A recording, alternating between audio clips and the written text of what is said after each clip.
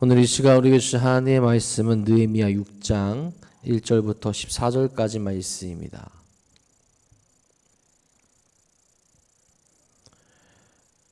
느헤미야 6장 1절부터 14절까지 말씀입니다.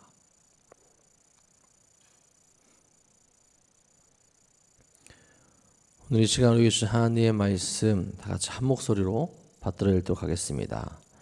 산발락과 도비야와 아라비아 사람 게셈과 그 나머지 우리의 원수들이 내가 성벽을 건축하여 허물어진 틈을 남기지 아니하였다 함을 들었는데 그때는 내가 아직 성문에 문짝을 달지 못한 때였더라. 산발락과 게셈이 내게 사람을 보내어 이르기를 오라 우리가 오노 평지 한 촌에서 서로 만나자 하니 실상은 나를 해하고자 함이었더라. 내가 곧 그들에게 사자들을 보내어 이르기를 내가 이제 큰 역사를 하니 내려가지 못하겠노라. 어찌하여 역사를 중지하게 하고 너에게로 내려가겠느냐 하매 그들이 내보이나 이같이 내게 사람을 보내되 나는 꼭같이 대답하였더니 산발랏이 다섯 번째는 그 종자의 손에 봉하지 않은 편지를 들려 내게 보내는데 그 글에 이르기를 이방 중에도 소문이 있고 가스무도 말하기를 너와 유다 사람들이 모반하려 하여 성벽을 건축한다 하나니 내가 그 말과 같이 왕이 되려 하는도다. 또 내가 선지자를 세워 예루살렘에서 너를 들어 선전하기를 유다의 왕이 있다 하게 하였으니 지금 이 말이 왕에게 들릴지라. 그런즉 너는 이제 오라 함께 의논하자 하였기로 내가 사람을 보내어 그에게 이르기를 내가 말한 바 이런 일은 없는 일이요 내 마음에서 지어낸 것이라 하였나니 이는 그들이 다 우리를 두렵게 하고자 하여 말하기를 그들의 손이 피곤하여 역사를 중지하고 이르지 못하리라 함이라. 이제 내 손을 힘있게 하옵소서 하였노라. 그 후에 무에다벨의 손자 들라야의 아들 스바야가 두 번 분출하기로 내가 그 집에 가니 그가 이르기를 그들이 너를 죽이러 올 터이니 우리가 하나님의 전으로 가서 외수 안에 머물고 그 문을 닫자. 저들이 반드시 밤에 와서 너를 죽이리라 하기로 내가 이르기를 나 같은 자가 어찌 도망하며 나 같은 몸이면 누가 외수에 들어가서 생명을 보존하겠느냐. 나는 들어가지 않겠노라 하고 깨달은즉 하나님께 보내신 바가 아니라 도비야와 산발랏에게 뇌물을 받고 내게 이런 예언을 함이라. 그들이 뇌물을 준 까닭은 나를 두렵게 하고 이렇게 함으로 범죄하게 하고 악한 말을 지어 나를 비방하려 함이었느니라. 내 하나님이여 도비야와 산발락과 여선지 노아다와 그 남은 선지자들 곧 나를 두렵게 하고자 한 자들의 소행을 기억하옵소서 하였노라. 아멘.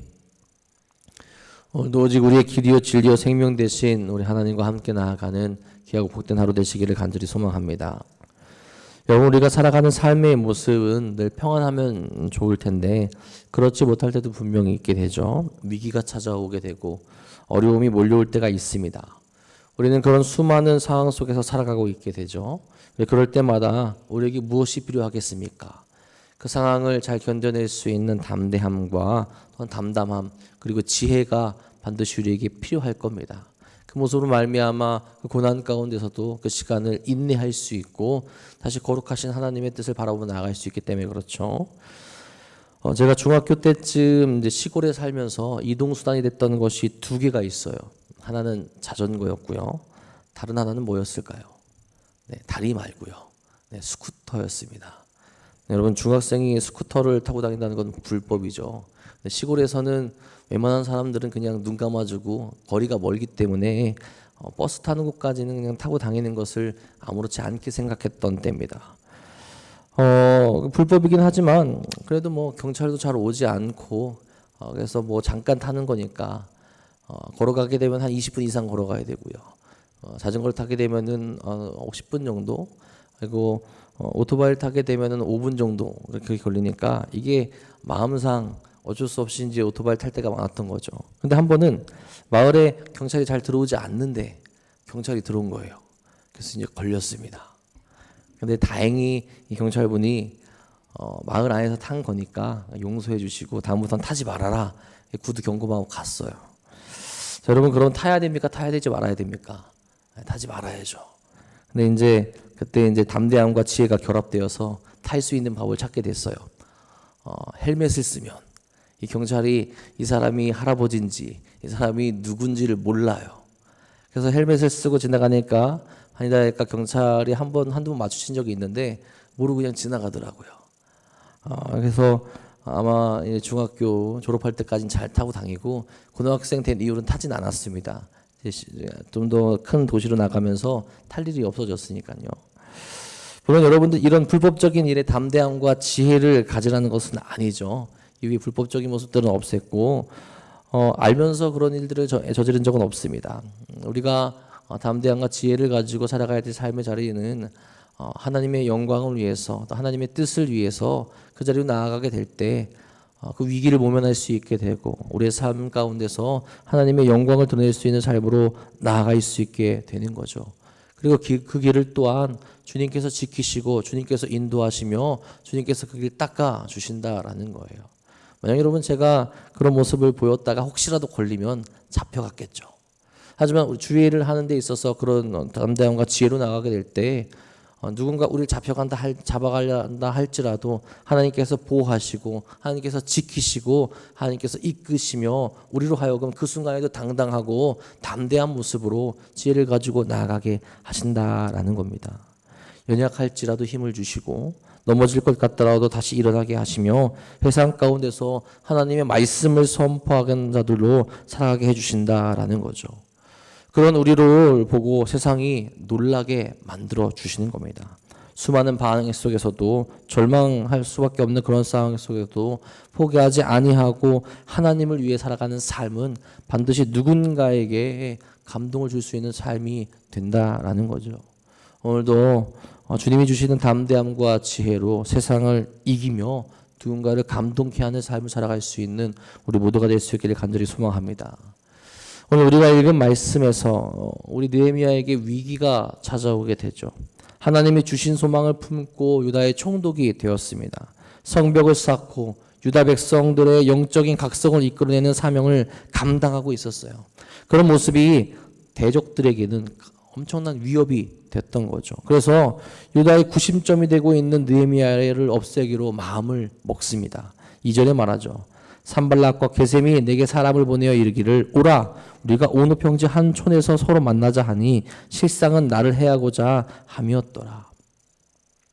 예루살렘 성벽 재건이 대적들의 방해에도 불구하고 공사가 잘 진행되고 있었어요. 1절에 보면 허물어진 틈을 메우고 성문을 달면 되는 어떻게 보면 공사의 막바지 단계에 이른 것을 보게 됩니다. 그때 산발락과 게셈이라는 인물이 느헤미야에게 만나자고 이야기를 해요. 그런데 만나자고 하는 이유가 무엇입니까? 다른 것이 아니라 느헤미야를 죽이기 위해서죠. 마치 앞에서는 좋은 말을 하며 우리가 협상하고 좋은 것을 이야기하고 있지만 그를 죽이려고 했다라는 거죠. 아마 당시에는 몰랐다가 후에 아마 이 내용들을 알게 되었을 겁니다. 유다의 대적들에게 있어서 느헤미야는 가장 방해해야 될 인물, 가장 없어야 될 인물이었다라는 거죠. 그런 느헤미야를 없애기만 하면 그 백성들이 뿔뿔이 흩어질 것이라 그렇게 생각했기에 그들이 그런 계획을 세웠다라는 거죠. 그래서 좋은 말로 이야기하며 유순한 말로 그를 유인하고 있는 겁니다. 우리가 만나서 이야기하자. 여러분 우리를 방해하고 괴롭히는 존재가 있는데 우리에게 다가오면서 좋은 말로 이야기하고 하자고 하면은 어떤 마음이 들겠습니까? 한번 들어볼까? 그런 마음이 여러분 생기기 마련이죠. 그들과 협상해볼까 하는 마음이 들기도 합니다. 여러분 그 마음이 하나님의 일과 세상의 일 가운데서 우리 스스로를 합리화시키며 적당한 선에서 합의하려는 그런 모습, 그런 문제가 생길 수도 있다라는 거예요. 그리고 지금 말씀에서는 그런 마음으로 나아갔다가는 느헤미야가 목숨을 잃을 수도 있게 됩니다. 그렇죠. 우리의 마음이 그럴 때가 있다라는 거죠. 세상의 어떤 유순한 말 앞에서, 세상의 유혹 앞에서, 세상의 달콤한 말 앞에서 믿음을 잠깐 저버리고 저들의 이야기를 듣고 저들과 함께 해보자는 그런 생각을 할 때가 있다라는 거예요. 여러분 믿음을 가지고 믿음의 길로 나아가는 길에 있어서 우리는 세상과 협의하며 나의 것을 양보해야 돼서는 안 됩니다. 믿음의 부분에 있어서는 우리가 확신을 가지고 세상 가운데 나아갈 수 있어야 된다라는 거예요. 그런 유혹과 그런 기대감 속에서 느헤미야는 어떻게 행동합니까? 대적들의 이야기를 듣지 않죠. 명확하게 알고 있는 거예요. 저들이 하려고 한 이야기, 저들이 하려는 것, 저들이 무엇을 말하려고 하는지, 특별히 나에게 도움이 되는지, 하나님 나라에 있어서 도움이 되는지 되지 않는지를 명확하게 알고 있던 겁니다. 어차피 그들이 유다 백성을 위한 이야기를 하지 않을 것을 알고 있기 때문에 그 길로 나아가지 않죠. 3절에 말합니다. 내가 곧 그들에게 사자들을 보내어 이르기를 내가 이제 큰 역사를 하니 내려가지 못하겠노라. 어찌하여 역사를 중지하게 하고 너희에게로 내려가겠느냐 하매. 느헤미야에게 있어서 중요한 것은 대적들을 만나 이야기하며 협의하는 것이 아니죠. 무엇을 요구할지도 모르는 그들의 말을 듣기보다는 자신이 그리고 유다가 감당하고 있는 그 큰 일을 마치기까지 결코 자신이 자리를 비울 수 없다라는 것을 분명히 합니다. 느헤미야는 자신의 위치를 잘 알고 있어요. 그렇게 지도자로서 성벽에 재건하는 일의 완성을 앞두고 이 역사를 앞두고 다른 곳에 정신을 팔며 다른 곳에 이야기를 들으며 협상하는 것이 아니라 오직 나에게 맡기신 그 사명을 먼저 감당하는 일에 최선을 다하겠다라는 이야기를 합니다. 담대한 거야. 그가 맡은 그 사명을 가지고 지혜롭게 거절하며 나아가는 것을 보여주게 되죠. 여러분, 이런 일이 몇 번이나 반복됩니까? 4절에 말합니다. 그들이 4번이나 이같이 내게 사람을 보내되 나는 꼭같이 대답하였더니 4번이나 반복했다라고 해요. 이들의 모습이 좀 이단과 비슷할 때가 있죠. 제가 예전에 신천지에 빠진 청년들과 친해진 적이 있었어요. 일부러 친해진 건 아니고요. 그들이 이제 제가 다녔던 학교 교회에 청년부에 잔입해서 들어왔던 거예요.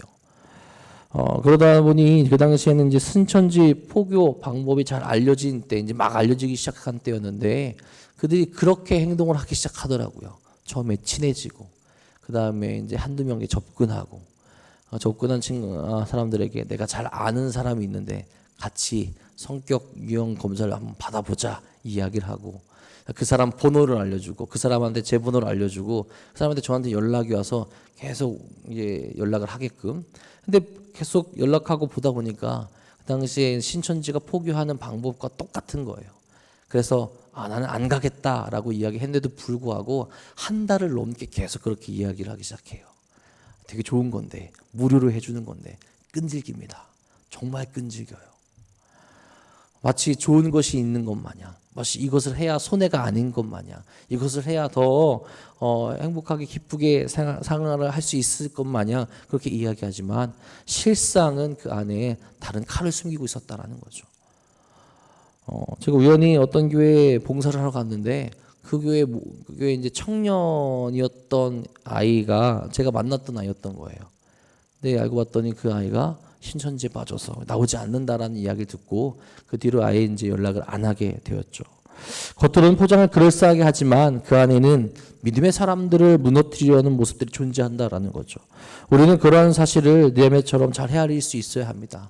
그들이 말하고 있는 것, 그들이 유혹하고 있는 것, 좋은 것을 포장하고 있지만 그 안에 우리를 믿음을 무너뜨리려는 모습이 있지는 않을까. 그렇다 보니까 그것을 경계하고 그것을 때로는 물리치며 지혜롭게 행동하며 나아갈 수 있어야 한다라는 거죠.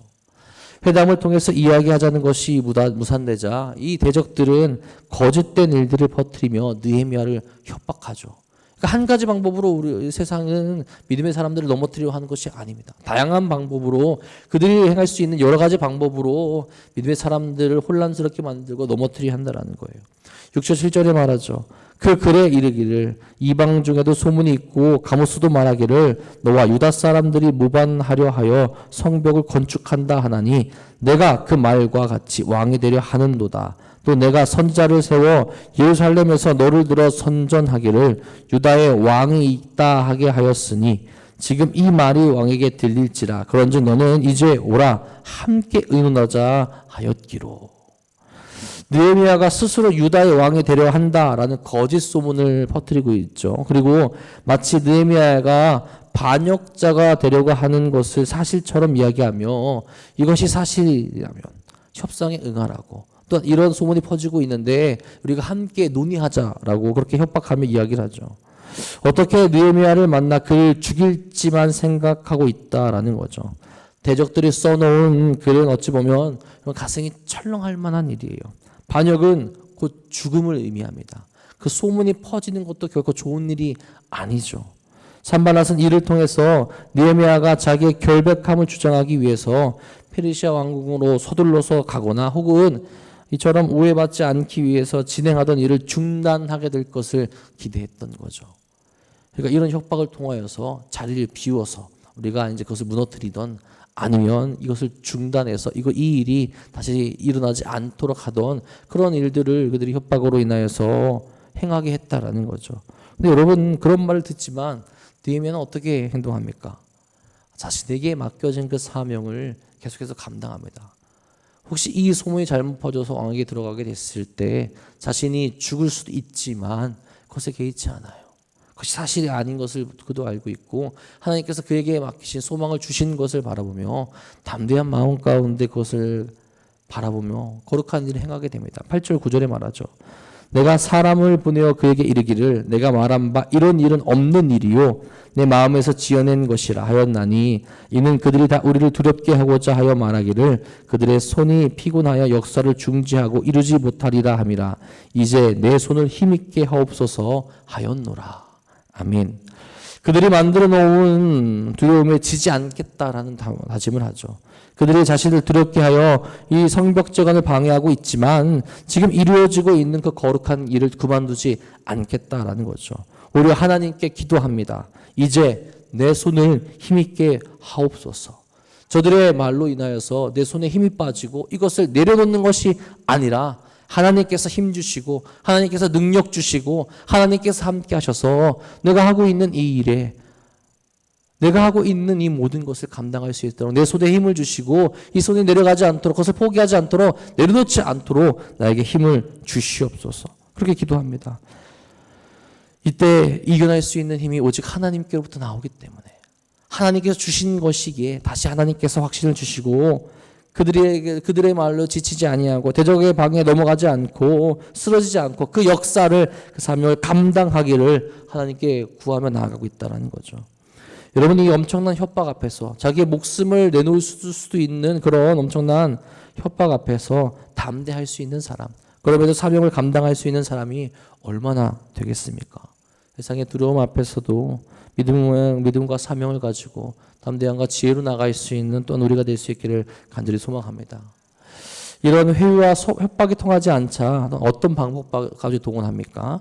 내부 사람을 매수하여서 거짓으로 예언을 합니다. 10절에 말이에요.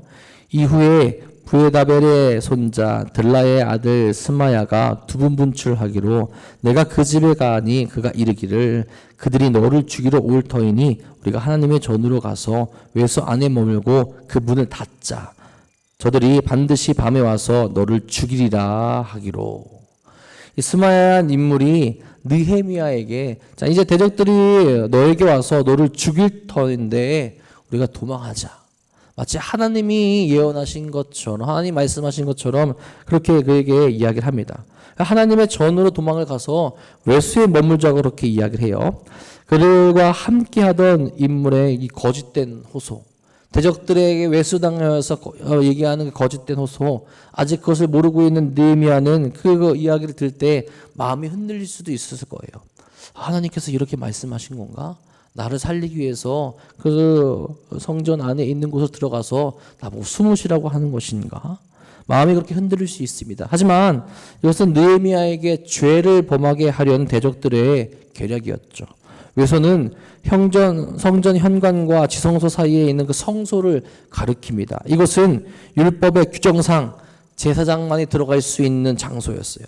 그가 율법을 범하게 만들기 위함이었다라는 거죠. 이렇게 율법을 범하게 함으로써 지도자로서 치명적인 실수를 하게 만들기 위한 일들을 그들이 꾸미고 있었다라는 겁니다. 느헤미야는 그 이야기를 들어서 혹할만 하지만 믿음으로 반응하죠. 나 같은 자가 어찌 그곳에 들어가겠느냐. 거기에 들어가서 죄를 범하며 생명을 보존하느니 죽겠다라는 거 차라리. 죄를 범하지 아니하고 이곳에 남아있겠다라고 이야기하는 겁니다. 또 한편으로는 하나님의 도우심을 믿으며 죄를 범하지 않는 그런 길을 택하는 겁니다. 이후에 알게 되죠. 스마야가 대적들의 돈을 받고 죄를 범하게 하여 느헤미야를 비방하고 성벽 재건을 멈추게 하려고 했던 것을 나중에 알게 되죠. 엄청난 계략을 꾸며서 느헤미야로 흔들리게 하지만 그런 상황에서 느헤미야는 끝까지 믿음으로 반응하며 죄를 범하지 않고 하나님께서 맡기신 거룩한 사명을 감당할 수 있는 믿음을 가진 거죠. 여러분, 그가 하나님께서 주신 지혜로 말미암아 말씀대로 행하지 않았다면 아마 죄를 범하게 되고 대적들의 계략처럼 성벽 재건이 멈출 수 있는 일까지 갈 수 있었을 겁니다. 하지만 하나님의 말씀대로 하나님 말씀을 어기지 않고 지혜롭게 담대하게 나아가게 되었더니 그것이 멈추지 않는 그런 일들이 가능해졌다라는 거죠. 여러분, 이런 느헤미야의 모습은 대적들을 대하는 데도 있어서도 믿음으로의 모습으로 지혜롭게 반응하죠. 14절에 말합니다. 내 하나님이여 도비야와 산발락과 여선지 노아다와 그 남은 선지자들 곧 나를 두렵게 하고자 한 자들의 소행을 기억하옵소서 하였노라. 그가 보복을 하지 않고 하나님의 손에 맡기죠. 그리고 그가 해야 할 일에 그는 더 집중하겠다라는 겁니다. 하나님께서 갚으시고 하나님께서 기억하실 것이기에 나는 그 모든 것을 하나님께 맡기고 내가 해야 할 일을 하겠다라고 말하는 거죠. 여러분, 우리도 죄 많은 세상 가운데 살아갑니다. 수많은 대적과 풍파가 우리 앞에 놓여 있죠. 우리를 유혹하려고 하고 회유하려고도 합니다. 때로는 협박하며 위협하기도 하죠. 혹은 좋은 말로 우리를 유혹하며 우리의 눈을 가리며 괜찮다 이야기하면서도 우리를 죄로 인도할 때도 많이 있습니다. 이럴 때 우리는 어떻게 해야 되겠습니까? 그 세상의 유혹과 세상의 협박과 두려움 앞에 굴하지 아니하고 담대함과 담담함을 가지고 어떤 지혜를 가지고 나아갈 수 있어야 되고요. 우리를 흔들려는 세상의 말 속에 괜찮다고 이야기하는 그 말 속에 세상의 기준으로 그것을 바라보는 것이 아니라 오직 하나님의 말씀을 기준으로 바라보고 나아가 죄를 범하는 것이 아니라 우리에게 맡기신 그 사명을 온전히 감당할 수 있는 삶으로 나아가야 합니다. 사명을 감당하는 데 있어서 하나님의 일을 하는 데 있어서 하나님의 말씀이 기준이 아니고서 다른 것을 기준으로 한다면 우리는 온전히 그 말씀은 그 사명을 감당하지 못하게 되겠죠.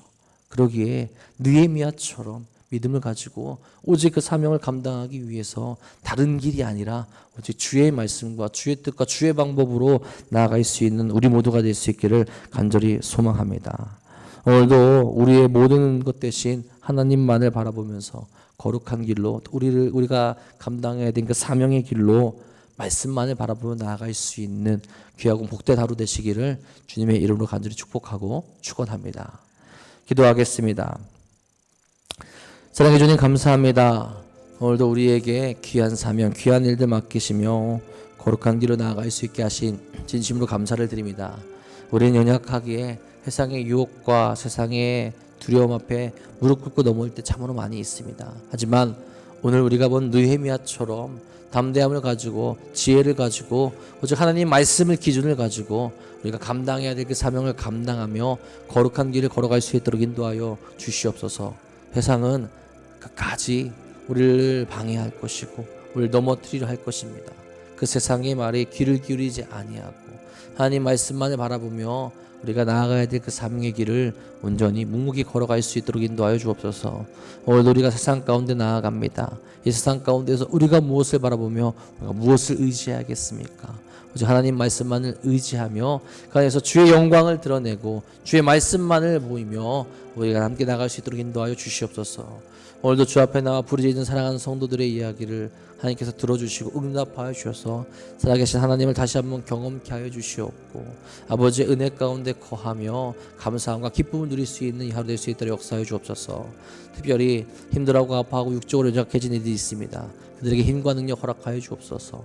그들이 다시 한번 하나님의 위로함과 하나님의 능력을 받아 주 앞으로 나아갈 수 있는 길을 허락하여 주시며 그들에게 하나님의 은혜를 경험할 수 있도록 채워주셔서 언제나 하나님을 바라볼 수 있는 일이 가능해지도록 이끌어 주시옵소서. 주 앞에 나가는 그 모든 일을 통하여서 하나님과 함께하는 모든 은혜를 통하여서 우리의 모든 삶이 주님의 영광을 드러낼 수 있는 삶이 될 수 있도록 또한 이끌어 주시옵소서. 주께서 오늘도 우리에게 응답하시며 거룩한 길로 인도하여 주사 하나님의 영광만을 드러낼 수 있는 그 사명을 잘 감당할 수 있는 있는 이 하루가 될 줄 분명히 믿습니다. 우리에게 그 능력과 그 힘을 허락하여 주옵소서. 하나님의 뜻을 따라 살아가는 사랑하는 성도들에게 하나님의 복을 또한 허락하여 주셔서 이 세상에서 주지 못하는 평안함과 은혜를 또한 맛보게 하여 주시옵소서. 주께서 오늘 하루도 우리와 함께 하시며 그 모든 복을 누리게 하실 것 믿사오며 우리 사랑하신 예수님의 이름으로 감사하며 기도합니다. 아멘.